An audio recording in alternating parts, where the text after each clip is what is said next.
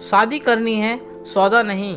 हिम्मत तो देखो इस लड़की की, भरे मंडप के बीच कह रही है मेरे बेटे से, मयंक सारा निर्णय आप पर है कि फेरे हों या नहीं, हम एक दूसरे का हाथ थामे कि नहीं, पर मेरे पापा गाड़ी की डाउन पेमेंट 3 लाख रुपए नहीं भर पाएंगे, ना ही आज ना ही कल। दामिनी ने तो धीरे से मयंक से कहा था, पर उसकी होने वाली मौसी सास और बुआ सास ने खूब जोर जोर से बोलकर माहौल को गर्म करना शुरू कर दिया। चूंकि दोनों एक ही शहर से थे तो दोनों पक्ष के लोकल के लोग जयमाल देख दावत खाकर जा चुके थे। बस दोनों तरफ के खास खास रिश्तेदार फेरों और विदाई की रस्म के लिए रुके थे। दामिनी बहुत देर से अपने पापा और भाई का चेहरा पढ़ने की कोशिश कर रही थी।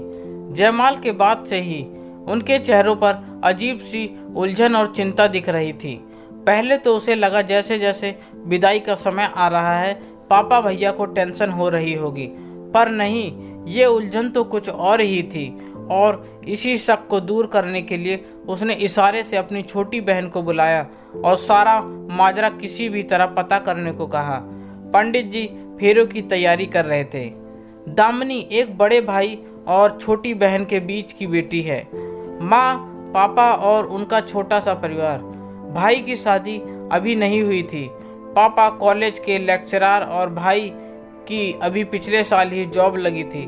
माँ का कहना था कि पहले एक जमाई दामाद घर आ जाए, उसके बाद वह बहू घर लेकर आएंगी। पापा और भाई ने अपनी हैसियत से बहुत अच्छी तरह से शादी का इंतजाम किया था।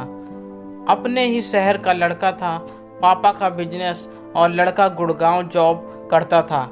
आईटी सेक्टर में एक ही बहन थी मयंक की।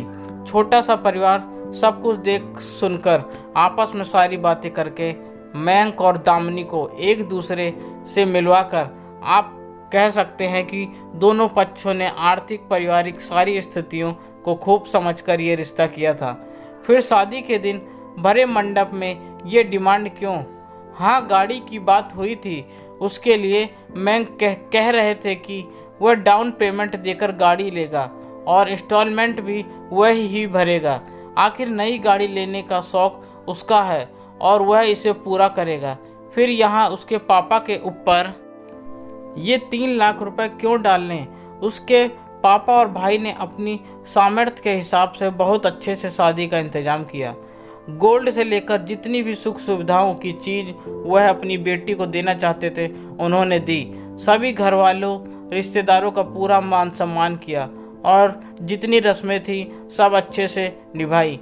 फिर अब ये गाड़ी की पेमेंट उसके पापा क्यों दे? पंडित जी फेरों की रस्मों के लिए तैयारी कर रहे थे कि दामिनी की बहन नायना ने आकर बताया कि पापा और भैया 3 लाख रुपयों का किसी भी तरह इंतजाम करने की बात कर रहे हैं। मामा जी, चाचा जी सबसे पूछा, किसी के पास कैश इन हैंड नहीं है, तो जीजू के पापा कह रहे हैं कि आप बस जुबान दे दो, हम फेरे शुरू करवा देते हैं। पापा बहुत परेशान हो रहे हैं दीदी।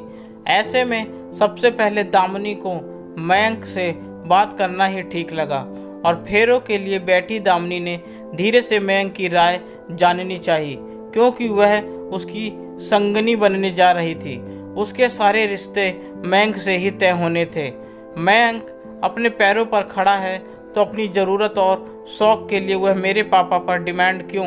और अगर यही शर्त है तो नहीं बांधना उसे ये बंधन, क्योंकि जिसके साथ वह आजीवन बंधने जा रही है वह ही उसे सौदे के रूप में लेकर जाए, ये वहाँ का हरगिज़ बर्दाश्त नहीं करेगी।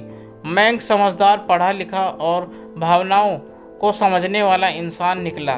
फेरों से उठने की पंडित जी ने मना कर दिया तो अपनी बहन और पापा को बुलाकर उन्हीं मौसी और बुआ सास के सामने धीरे से बोला, यही हिम्मत मैं अपनी बहन में देखना चाहूँगा कि कल को कोई परिवार 1000 वादे करके फेरों के वक्त अपनी होने वाली बहू को ये दिखाए कि वह एक चीज़ है जिसका सौदा हो रहा है, तो वह पूरी हिम्मत से ऐसे रिश्तों को नकार सके।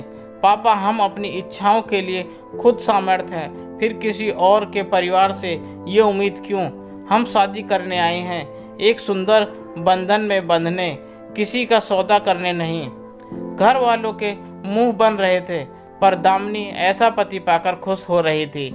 साथ ही अपनी परवरिश के लिए मन ही मन अपने मम्मी पापा को धन्यवाद दे रही थी, जिन्होंने हमेशा उसे अन्याय के खिलाफ बोलना सिखाया। फेरों की रस्म शुरू हो चुकी थी। पूरा परिवार दूल्हा दुल्हन को फूल बरसाकर आशीर्वाद दे रहा था। दोस्तों, वाकई हम सभी को समझना चाहिए कि बेटियों की शादी उत्सव के रूप में होनी चाहिए, उनका सौदा नहीं। दोस्तों, आपको यह कहानी कैसी लगी प्लीज़ कमेंट करके ज़रूर बताएं और मुझे सब्सक्राइब भी करें। आपका अपना दोस्त, धन्यवाद।